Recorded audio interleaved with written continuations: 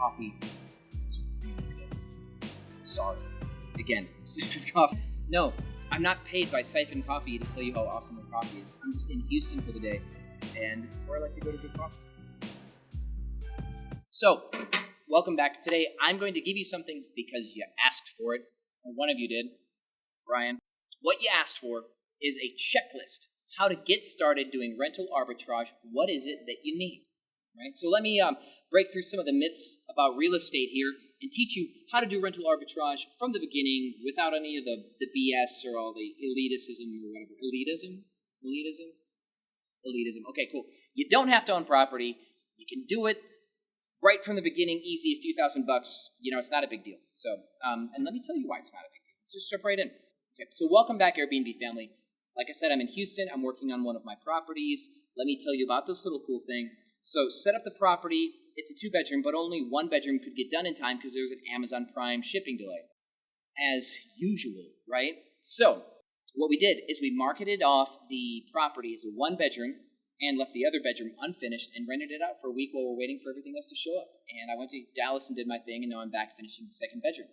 Video on this place coming soon, by the way. So, I know how much you guys love looking at my interior design skills. With that said, without further ado, the startup checklist.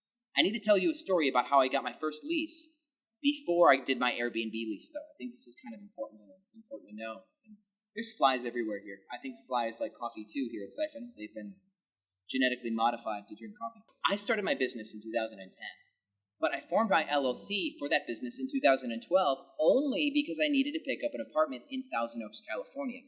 The address for this place is 300 Rolling Oaks Drive in Thousand Oaks, California. It's an apartment complex. You can look it up. So what they said, because I was evicted in 2009 and had that on my record, so I couldn't get a place because I went homeless in 2009, and a lot of you know this, right? It was a hard year. It was a really hard year. So for those of you new to the channel, don't even start with me. It's lessons learned, plenty to learn on this channel about that. So 2009 evicted, car repoed, everything. So now 2012, they're like, well, if you want to stay here, why don't you just start an LLC and apply as a company, and we'll approve you that way. Cha-ching, right? So I formed a Texas LLC and gave them personal cash flow statements from my regular bank account, or my business bank account that was under my social security number, DBA style, and that was sufficient. And I got approved like 4 days after my LLC was finalized. That's how fast it was. So here's some things.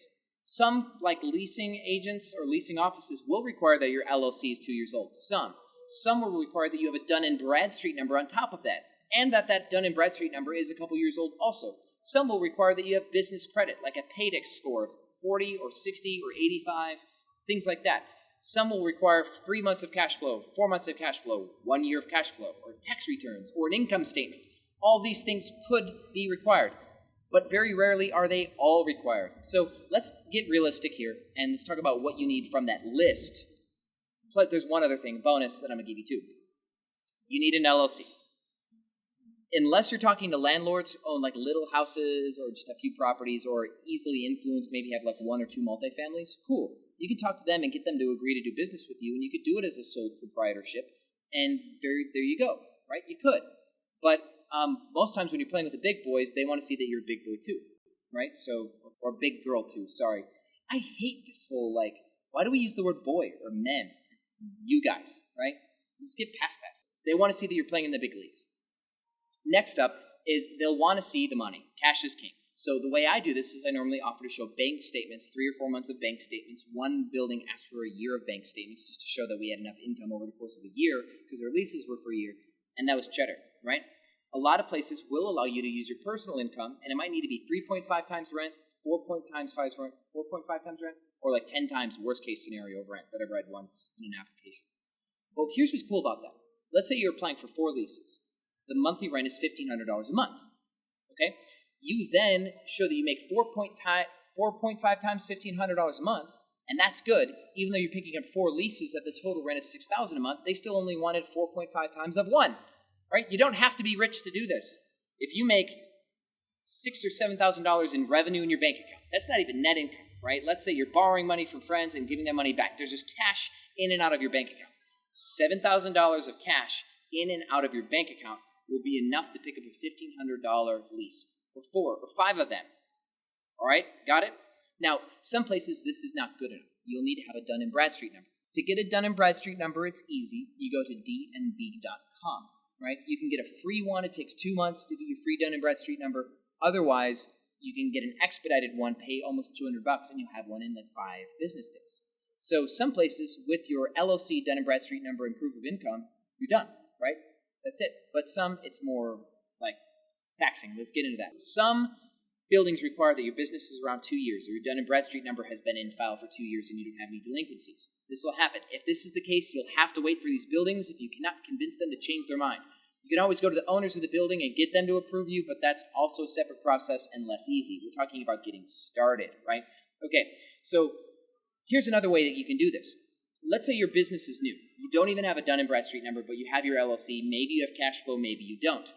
There are some places that if you provide proof of like trade lines, they'll approve you. If you provide 5 people, 5 businesses that claim that they do business with you, you're never late on your payments or you're not delinquent or whatever. If they can get 3 of those 5 verified, they'll approve you anyway, right? Yardi Pro does this with some buildings, like some Greystar properties. Sorry, Greystar, this is true. So you can get in at a super low barrier to entry just as long as you have people that like you. How about that? So, on this checklist, it's good to have friends, 5 of them in business. Have your LLC. Get a Dun & Bradstreet number as soon as possible.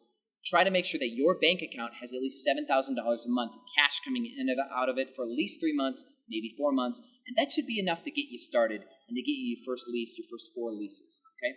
You don't have to have a stupid flies everywhere. Ugh, flies! Ugh. Jeez. I'm trying to drink my coffee and talk to my friends. Yikes. Okay. Okay, so that's it, right?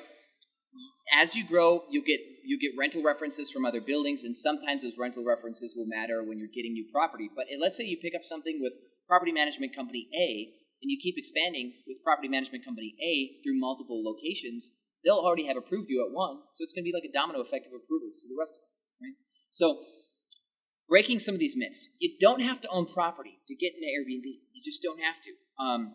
You don't have to have a ton of money. You don't have to be an investor. You don't have to be rich. That's a lot of the junk that we've been told. Okay, so here's a conspiracy thing. I firmly believe that people with money try to make it look like it's hard to get money because they want to keep you from trying. They don't want to create competition by inspiring all these people to go out and make their own money. If I was a doctor and said, being a doctor is not all that hard, medical school is not all that hard, why don't you go and do it? If I make my job, like being a lawyer or a doctor or anything else, look easy, and I flood the industry with doctors, lawyers, or CPAs, they make less money. I know guys, like I personally know guys who define themselves by their work.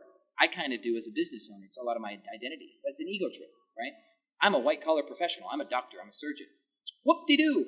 You can make more money than a surgeon makes with like 15 Airbnb properties. Crush it. You make like $15,000, $20,000 a month, game over. So skip it if you want to, unless you want to save lives. And if you want to save lives, you're a good person. I'm just saying that. So ramble, shut off. Let's shut that ramble off. Thank you for watching Airbnb Automated. It's really simple to get started, I think. So if you have any other questions for me, leave them in the comments, and I'll do my best to get back to you. And until that time, I'm going to have some more coffee. Thanks, Fanny. And Brian, yes, if specifically this video is because you asked for it. So Brian Cordova in Arizona, start your first Airbnb. Just go out there and get it. And I'm looking forward to seeing it when you post it online. Leave it in the comments. Thanks for watching Airbnb Automated. I will see you on the other side.